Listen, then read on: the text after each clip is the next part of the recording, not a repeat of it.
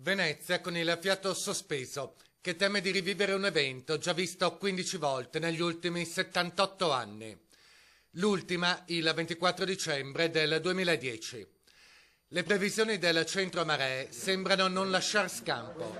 Alla mezzanotte di domani almeno 140 centimetri di acqua alta, con il 60% della città che verrà letteralmente sommerso. Per tutta la giornata di domani ci saranno venti di scirocco sull'Adriatico molto intensi e un grosso abbassamento di pressioni. Queste cause, insieme con la marea astronomica già presente, faranno in maniera che l'Adriatico e Venezia possano avere un livello di marea considerevole.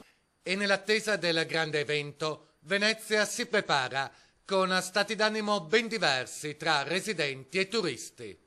È una cosa bella da vedere, però sei impotente. Oui, c'est joli, original.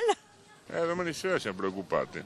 Comunque si dovrebbe lavorare lo stesso, tranquillamente. El agua ahí por la plaza de San Marco, muy bonito, muy bonito. Sì, ne crea sì, è tuttora, anche l'acqua alta, anche così crea disagi.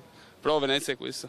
Nelle prossime ore il centro maree perfezionerà le sue previsioni, inviando poi le comunicazioni ad oltre 40.000 cittadini tramite call manager, Twitter ed SMS. Ma anche gli altri comuni della costa veneziana hanno già lanciato un preallarme.